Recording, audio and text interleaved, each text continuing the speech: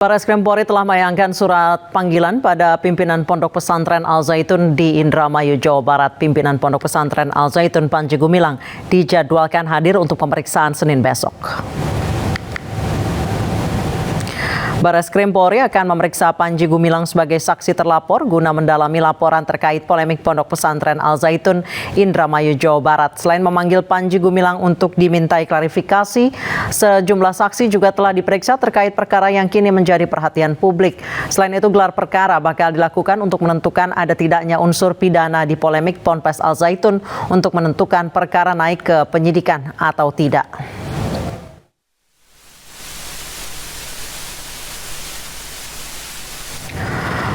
Desakan pembubaran Pondok Pesantren Al Zaitun di Indramayu, Jawa Barat terus berdatangan. Di sisi lain, pemerintah memastikan hak-hak para santri tetap terpenuhi di tengah evaluasi kurikulum dan proses hukum Ponpes tersebut.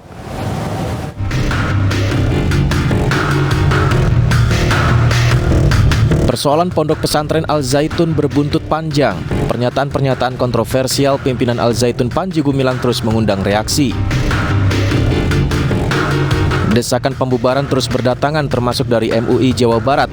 MUI Jawa Barat mendesak pemerintah bertindak konkret atas pelanggaran yang dilakukan Ponpes Al Zaitun. Rekomendasi kita pemerintah supaya segera menangani ya secara konkret apapun yang terjadi pelanggaran di Al Zaitun itu, baik yang menyangkut pemahaman agama maupun yang menyangkut tindak pidana kan gitu, termasuk administrasi penyelenggaraan sistem pendidikan. Bisa direkomendasikan fraksi pendukung mungkin? Iya, betul seperti itu. Iya. Sementara itu, Panji Gumilang menilai desakan pembubaran pesantren Al Zaitun tidak masuk akal karena Ponpes memiliki kualitas pendidikan yang baik dan mendapatkan akreditasi A. Terus mau membubarkan, masa bangsa Indonesia punya karya swasta, akreditasinya A unggul, disuruh membubarkan, ya buat lagi lah itu, jangan dibubarkan. Kalau ingin, buat lagi. Di sisi lain, pemerintah akan melakukan evaluasi terhadap kurikulum Ponpes Al Zaitun dan memproses dugaan pidana hukum yang dilakukan pimpinannya. Meski demikian, hak santri akan tetap diperhatikan dan Ponpes masih diizinkan menerima pendaftaran. Pondok pesantrennya kita akan evaluasi secara administratif. Ya, tindakan evaluasinya itu apa? Melihat penyelenggaraannya, melihat kurikulumnya, melihat konten pengajarannya dan sebagainya, sehingga hak untuk belajar bagi para santri dan murid-murid di situ tidak akan diganggu, terus berjalan. Katanya masih menerima pendaftaran, silahkan terima pendaftaran karena pondok pesantren itu adalah lembaga pendidikan yang harus kita bina. Tetapi orangnya yang melakukan pelanggaran hukum ya harus ditindak. Menko PMK Muhadjir Effendi menjelaskan secara tegas bahwa santri yang menempuh pendidikan di Pondok Pesantren Al Zaitun akan tetap mendapatkan haknya. Berbagai kontroversi di Pondok Pesantren Al Zaitun menjadi sorotan, mulai dari saf sholat yang bercampur antara laki-laki dan perempuan, hingga pernyataan pimpinannya mengenai kitab suci Al-Quran yang menurutnya merupakan kalam Nabi Muhammad SAW. Aksi demo pun dilakukan di pondok pesantren tersebut hingga pemerintah pusat turun tangan. Tim Liputan iNews melaporkan. Dari hasil rapat pleno terbuka rekapitulasi daftar pemilih tetap atau DPT, total pemilih pada pemilu 2024 mendatang mencapai 204.807.222 orang. Rapat pleno terbuka rekapitulasi daftar pemilih tetap digelar di kantor KPU Pusat Jakarta. Rapat dihadiri oleh perwakilan pemerintah, DPR, Bawaslu, TNI Polri, dan peserta pemilu 2024. Dari hasil rekapitulasi, total pemilih pada pemilu 2024 mendatang mencapai 204.807.222 orang. Dari total yang ditampilkan sebanyak 203.056.748 pemilih berada di dalam negeri, sementara 1.750.474 pemilih berada di luar negeri yang tersebar di 128 negara. Sebagian besar ya yang di bawah 17 tahun ya. Jumlah pemilih laki-laki 751.260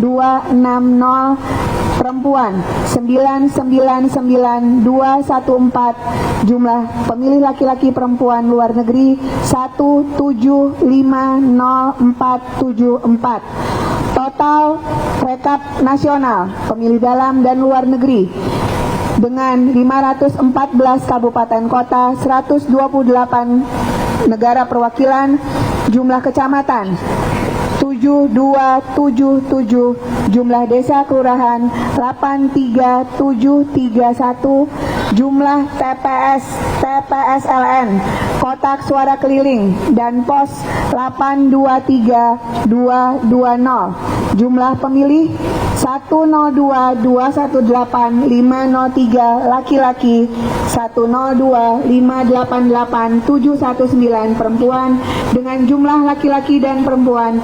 204807222. Bapak Ibu sekalian, itulah rekapitulasi nasional daftar pemilih tetap pemilu tahun 2024 oleh Komisi Pemilihan Umum. Pemirsa, relawan pendukung calon Presiden Ganjar Pranowo mendeklarasikan tim relawan nasional di Hong Kong. Dukungan untuk calon Presiden PD Perjuangan Ganjar Pranowo terus berdatangan. Kali ini dukungan juga disampaikan oleh warga negara Indonesia yang saat ini menetap di Hong Kong. Dengan menyanyikan lagu Indonesia Raya dan mengumandangkan atau mengibarkan bendera merah putih, para pendukung Ganjar Pranowo di Victoria Park, Causeway Bay, Hong Kong resmi mendeklarasikan tim relawan nasional Hong Kong untuk Presiden Ganjar Pranowo 2024. Total dukungan mencapai hingga 1.500 relawan di Hong Kong.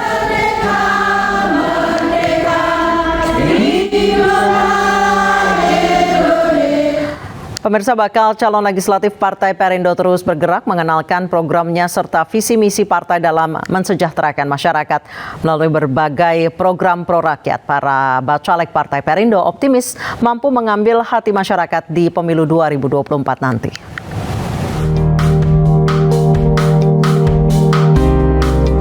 Ketua Bidang Hukum Internal Organisasi DPP Partai Perindo Christoforus Taufik menghadiri forum diskusi bertajuk Uji Publik Bacalek DPR ketika rakyat bersuara di Kota Malang, Jawa Timur. Dalam diskusi yang diinisiasi Malang Peduli Demokrasi ini, Christoforus mensosialisasikan program-program partai sekaligus gagasan Partai Perindo dalam membangun Indonesia sejahtera. Menurut saya ya istilahnya uji publik sih. Intinya berdialog antara konstituen dengan yang para caleg. Menurut saya ini positif, ini bagus sekali dan harusnya memang dibudayakan ya supaya literasi mengenai politik terus diskusi itu bisa terbuka sehingga masyarakat tahu siapa yang akan dipilih dan kenapa dipilih, mungkin begitu. Sementara itu di Kabupaten Bekasi, Jawa Barat, bacalek Partai Perindo bersama Sayap Pemuda Perindo dan LSM Triga Nusantara Indonesia menggelar Jumat Berkah dengan membagi-bagikan nasi kotak kepada masyarakat yang berada di Desa Sukajaya, Kecamatan Cibitung.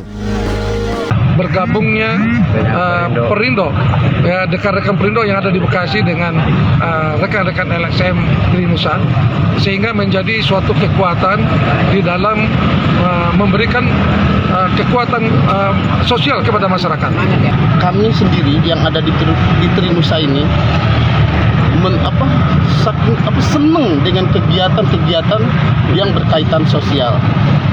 Kebetulan alhamdulillah Partai Perindo ini mensupport kami full. LSM Triga Nusantara Indonesia yang memiliki 11.000 anggota di Kabupaten Bekasi siap mendukung Partai Perindo pada pemilu 2024 nanti dan juga memberikan dukungannya kepada Baca Pres Ganjar Pranowo di Pilpres 2024. Tim Liputan iNews melaporkan.